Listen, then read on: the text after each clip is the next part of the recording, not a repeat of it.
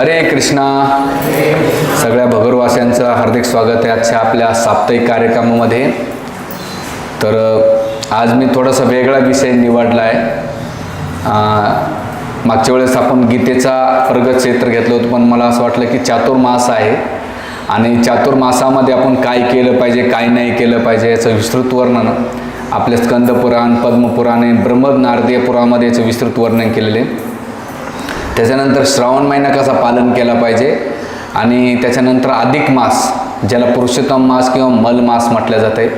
तर ह्या तिन्हीची चर्चा आज आपण करण्याचा प्रयत्न करूया. खरं तर प्रत्येक धर्मामध्ये जर पाहायला गेलं तर प्रत्येक धर्मामध्ये एक आठवड्यातला एक दिवस काढतात ते लोक. जसं मुस्लिम असेल तर तो शुक्रवारचा दिवस काढतो आणि नमाज पाळतो. ख्रिश्चन्स असेल तर तो काय करतो, रविवारी जातो, ईस्टर संडेला जाऊन तो प्रेयर्स करतो, प्रार्थना करतो.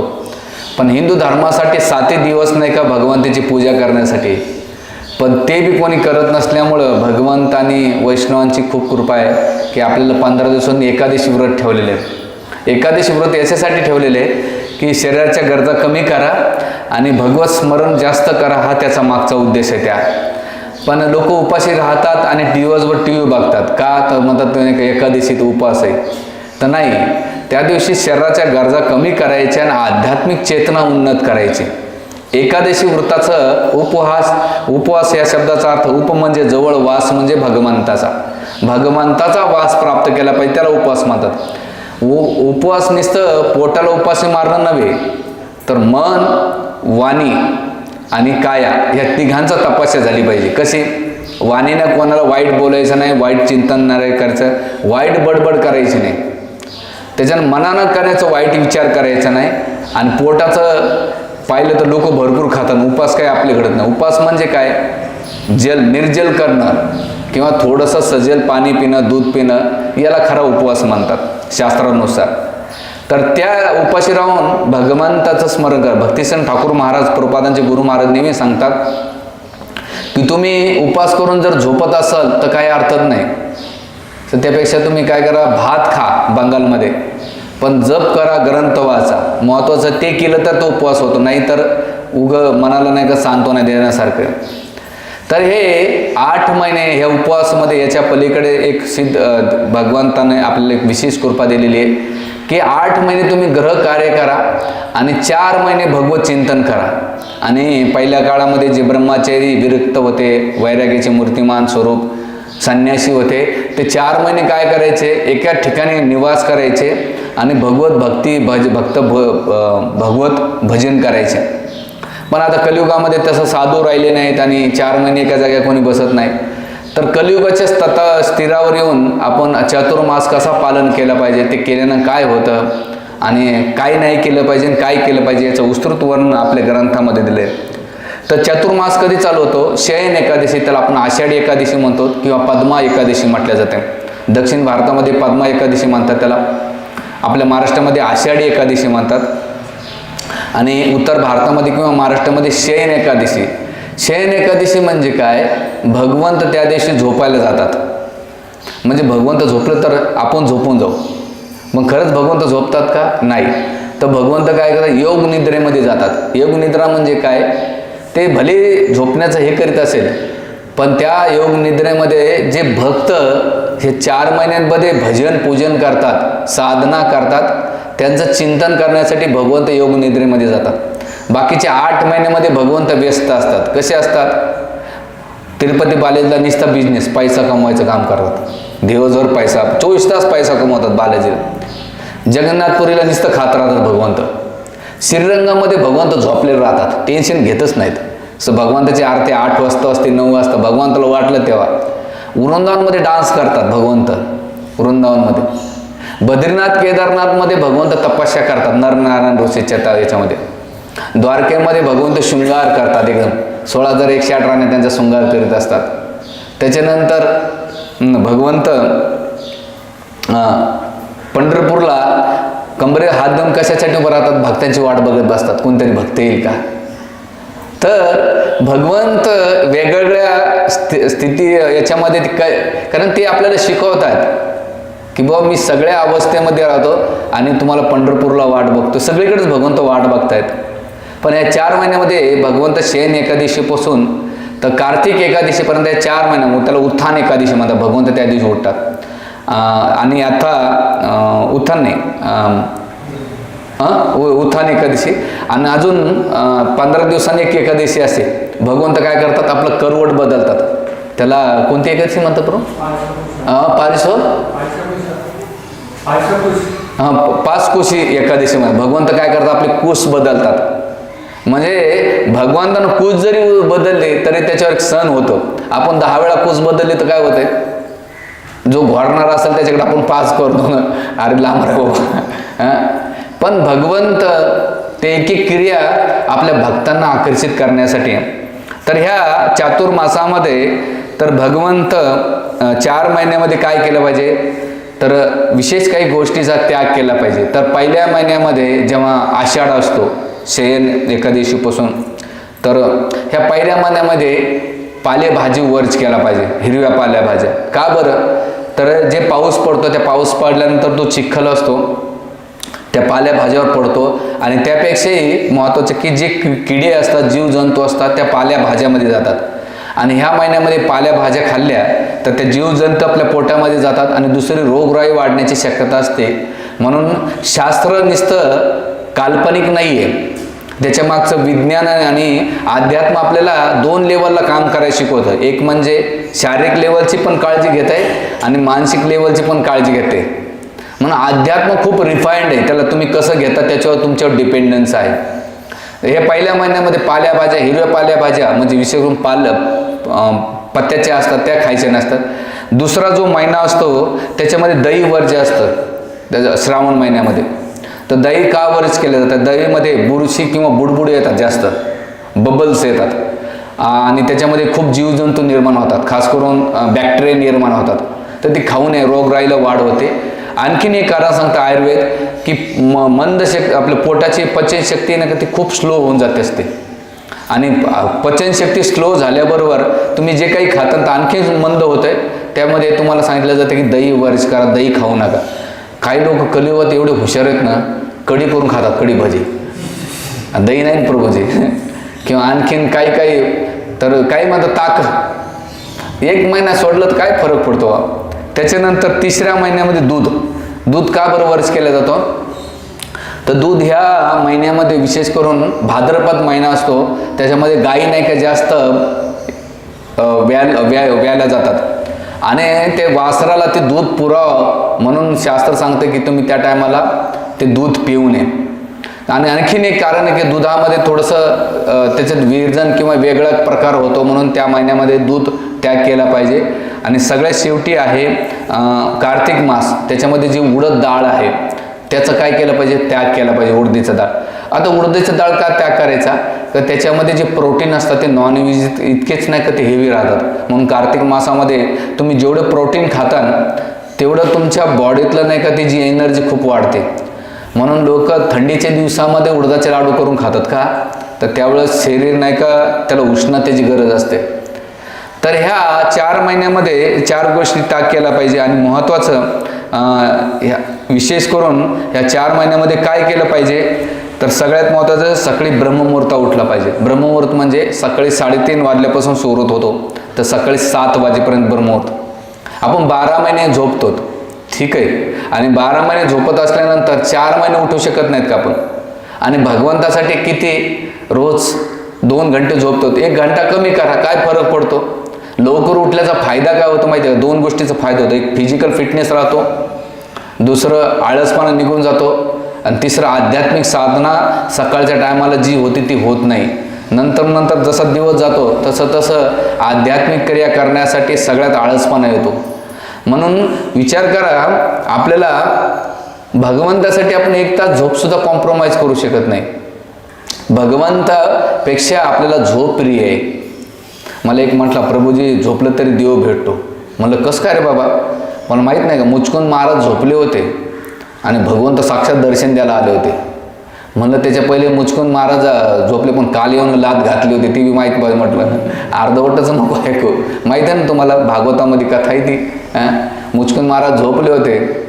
म्हणून भगवत दर्शन येण्याचे पहिले लाता घालतात, नंतर दर्शन घेतात. तर असे कलियुगातले लोक आहेत. तर हे पहिले सकाळी ब्रह्ममुहूर्ता उठलं पाहिजे. उठून काय करायचं? टी व्ही बघायचा का? नाही. तर हरिनामाचा जप करायचा, भगवंताच्या नावाचा जप करायचा. ते सकाळी सकाळी जप, जेवढं तुम्ही जप करता ह्या महिन्यामध्ये, तर जप वाढवला पाहिजे, कारण की त्याचा फायदा भरपूर होतो. त्यानंतर काय केलं पाहिजे? जप केल्यानंतर श्रीमद भागवताचं वाचन केलं पाहिजे किंवा श्रवण केलं पाहिजे, किंवा भगवद्गीता किंवा भागवतम, रामायण, महाभारत हे ग्रंथाचं वाचन केलं पाहिजे. विशेष करून भागवत ग्रंथ वाचन केलं पाहिजे. त्याच्यानंतर भागवतातल्या प्रार्थना आहेत, कोणती महाराणी, भीष्मदेव, त्याच्यानंतर गोपींची आहेत, गजेंद्राच्या प्रार्थना आहेत, प्रल्हाद महाराज, ध्रुव महाराज आहेत. त्याच्यानंतर अशा सुंदर सुंदर प्रार्थना त्या भगवंताला प्रार्थना केल्या पाहिजे सकाळी सकाळी. आणि नाही जमलं तरी भगवंता तुमची जी काही स्तर आहे त्याच्यावर तुम्ही भगवंताला करू शकतात प्रार्थना. तर हे प्रार्थना करायचे. त्याच्यानंतर तुळशीची सेवा केली पाहिजे. सकाळी उठल्याबरोबर तुळशीला पाणी घातलं पाहिजे. चातुर्मासामध्ये 4 महिने सकाळी उठल्याबरोबर जेवढं पाणी अंगावर वाचायचं नाही, बडबड खाली बुडाला पाणी टाकायचं. आता तुम्ही बसलात आणि तुमच्या अंगावर पाणी वाचलं, तुम्हाला कसं वाटेल? कसं वाटेल ना? पण डायरेक्ट तुम्ही पाणी घाला, बडबड बडबड वाटलं नाही. ती तुळशी महाराज वृंदा देवी आहे, तिला व्यक्ती म्हणून तिच्याशी व्यवहार करा. आणि दुसरं, तिला नाही का अगरबत्ती, दीपदान करा, हे तुम्ही करू शकतात. त्यानंतर तुळशी सेवा केल्यानंतर तुळशीला प्रदक्षिणा घालायची. किती प्रदक्षिणा घालायच्या? 3 प्रकारच्या प्रदक्षिणा घालायच्या तुळशी महाराणीला. त्यानंतर जमलं तर धाम निवास करा. धाम निवास म्हणजे जे वृंदावन आहे, मथुरा आहे, पंढरपूर आहे, किंवा जे धाम तुम्हाला आवडतात त्या धामामध्ये निवास केला पाहिजे. कारण धामाची खूप महत्त्व आहे. धामात का जायचं? एक आचार्य त्यांच्या प्रवचनामध्ये म्हणतात की एका ठिकाणी माणूस सारखा सारखा का जातो? समजा आता लेडीज आहेत, माहेराला सारखं सारखं का जातात? त्यांना ते माहेर आवडतं. तसंच वैष्णव, संत, भक्त हे धामात का जातात? भगवंताला हे शिकवतात, भगवंताला हे सांगू इच्छितात की भगवंता, आम्हाला तुझ्याप्रती प्रेम आहे आणि हे शरीर सुटल्यानंतर आम्हाला तुझ्याकडे यायचं आहे, म्हणून सारखं सारखं धामात गेलं पाहिजे. काही लोक असे असतात, मी नाशिकमध्ये किंवा बाकीचे हरिकृष्ण संस्थेमध्ये बरेच लोक वृंदावन, मथुरा किंवा मायापूर, द्वारका या ठिकाणी जाऊन शेवटचा वेळ घालवतात. ते घरात थांबत नाहीत. 50 वर्ष झालं की मुलांना सगळं कारभार सोपवून देतात आणि म्हणतात आम्ही तिकडं येऊन. नाशिकचे एक माझे ओळखीचे परिचयाचे येतात, ते मंदिरात येतात कधीमध्ये. आता ते गेल्या 15-16 वर्षापासून पंढरपूरमध्ये राहतात. ते म्हणले नाही प्रभूजी, मला घरात राहायचं नाही. म्हणलं का हो? आणि ते काय खूप पैशावर येतं, आर्थिक स्थिती खूप मोठी त्यांच्याकडे, संपत्ती पण भरपूर आहे त्यांच्याकडे. पण त्याने आपले मूल, सून, नातू म्हणले मला घरात कोणाचीच आसक्ती नको, मला शेवटची एकच इच्छा आहे, माझं शरीर पंढरपूर धामामध्ये सुटलं पाहिजे. चंद्रभागाच्या काठी पांडुरंगाचं स्मरण करत करत आणि एकटेच राहतात. रोज चंद्रभागाचं स्नान करणार, पांडुरंगाचं दर्शन करणार, रोज परिक्रमा करणार, तिथल्या संत वारकऱ्यांची सेवा करणार आणि काही नाही, रोज भागवत वाचणार, जप करणार चंद्रभागाच्या काठी, पुन्हा गाथा वाचणार आणि खूप एकदम आनंदी जीवन जगतात. स्वतःच कुकिंग करतात, सकाळी थोडा भात शिजवतात, एखादी भाकर केली तर केली, 2 टायमाने ग्रंथ वाचतात आणि भाड्यानं राहतात तिथे. तरी हे मनुष्याचे एक ना एक दिवस असलं पाहिजे. सारखं त्या संसारामध्ये, त्या प्रपंचामध्ये अटकण्यात काय अर्थ नाही. म्हणून मी नेहमी सांगत असतो की मनुष्याचे जीवन चिक्कूच्या बियासारखं झालं पाहिजे. चिक्कूचं बी कसं आहे, अलगद बाहेर निघतंय, पण ते आंब्याची कोय कशी निघते माहिती आहे का? माताचे आंबरस करताना नाही का पार चमच्यानं नाही का ते पार साल्ट्याला सोलायचं काम करतात आणि नंतर ग्राइंडिंग मिक्स. निघत नसेल तर आमच्या मराठवाड्यामध्ये एक भारी आहे, त्या माताचे लोक त्या कोयीला 10 वेळा धुतात आणि नंतर आंबा रस करतात. असं कळतं रस आहे का आंबा आहे हेच कळत नाही. म्हणजे या दोन्हीपैकी ह्या आंब्याचं आणि चिकूचं काय आहे? चिकूचं म्हणजे संसारासारखं अलगत निघालं पाहिजे, नाहीतर त्या आंब्याच्या कोळीसारखं जर चिटकून राहिलं ना, आपल्याला कोण ना कोण वरबडाय बसलेले या संसारामध्ये. परिवारामध्ये लोक त्रास देते, बायको असो, नवरा असो, मुलं असो, सासू असो, जावया असो, भाऊबंदकी असो. भगवंत आपल्या जीवनामध्ये दुःख याच्यासाठी देतात की बाबा हे जग तुझ्यासाठी राहण्यासाठी नाही, संबंध टेम्पररी आहे. इथे जस्ट एक खेळ खेळायचा, खेळामध्ये आपण एकत्र होतो ना, हे मित्र एकत्र येतात. जसं पिक्चर असतो ना, पिक्चरमध्ये एखादा व्यक्ती जातो, रोल करतो, पण तो रोल केल्यानंतर त्या रोलमध्ये तल्लीन होणं. ती हिरोईन वेगळा असतो, हिरो वेगळा असतो, विलन वेगळा असतो, आई वडील सगळे पार्ट वेगळे वेगळे असतात. पिक्चर होईपर्यंत एकत्र राहतात, पिक्चर झाला की विखुरलं. तसं आपलं जीवन त्या पिक्चर सारखं आहे.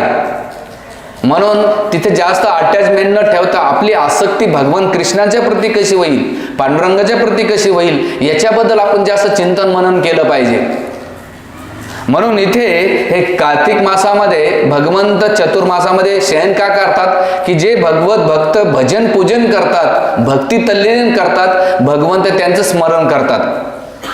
म्हणून प्रपादाचे गुरु महाराज भक्ती ठाकूर महाराज म्हणतात की भगवंताला पाहण्याचा प्रयत्न नका करू, तुम्हाला भगवंत कधी दिसणार नाही, पण अशी भक्ती करा, अशी भक्ती करा की भगवंताने तुम्हाला पाहिलं पाहिजे. आणि ते भगवंत कशी पाहते, तुमच्या भक्तीच्या माध्यमातून भगवंत तुम्हाला पाहते. म्हणून या चातुर्मासामध्ये वृंदावदेवी तुळशी धामाची सेवा केली पाहिजे, धामात गेलं पाहिजे.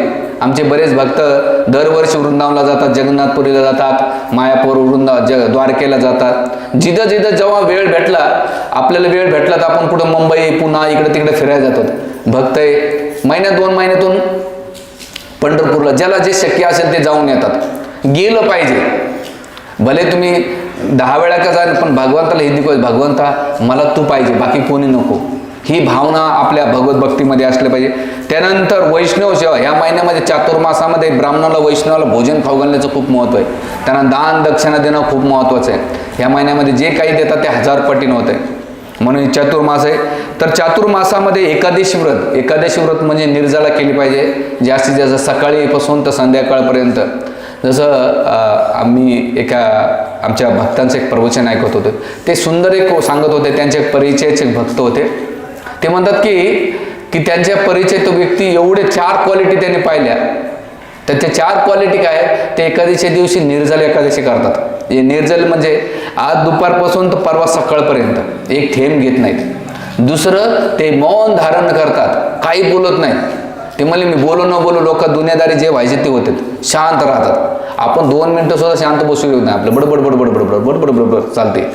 याचं काय चाललं, त्याचं काय चाललं, हे ते बार याच्यामध्ये. पण ते त्या 24 तासामध्ये काहीच बोलत नाही. तिसरं, मोबाईल वापरत नाहीत. आणि चौथं, राहिलेला वेळ माळा किती करता माहिती आहे तुम्हाला? किती करतात? 101 माळा करतात त्या 24 तासामध्ये. कारण खाण्यापिण्याचा विषय नसल्यामुळं चॅन्टिंग खूप करतात, ते जप करतात. का? आता बरं ते खूप हायली एज्युकेटेड पण आहेत, असं नाही की चला बाबा काही हे नाही, एज्युकेटेड आहेत आणि ते करतात. म्हणून आपल्याला सांगण्याचं तात्पर्य एक आहे की अध्यात्मामध्ये आपण आणि भगवंतामध्ये पर्सनली काहीतरी संबंध स्थापित झाला पाहिजे. आणि तो करण्याचं कार्य म्हणजे चातुर्मास आहे. त्याच्यानंतर वैष्णव सेवा. मग आता चातुर्मासामध्ये कोणी काही क्रिया केली त्याची सिद्धी प्राप्त होण्याचं चांगलं उदाहरण आहे नारद मुनीचं. नारद मुनी हे दासीपुत्र होते. भागवताच्या 1 स्कंदामध्ये वर्णन येते. दासपुत्र होते आणि एक दिवस त्यांच्या घरामध्ये 4 आपले संन्यासी साधू जे भक्ती वेदांती होते, वैष्णव आले होते. आणि वैष्णव आल्यानंतर त्यांच्या आईनं आणि नारद मुनीनं दासीपुत्र होते, त्यांनी काय केलं, त्या सगळ्या ऋषीमुनींची सेवा केली. 3 गोष्टी केल्या नारद मुनीने. पहिली गोष्ट म्हणजे त्यांची सेवा केली फिजिकली, समिधा आणल्या, सडा सारवण केलं, त्यांना लागणारं पाणी भरलं.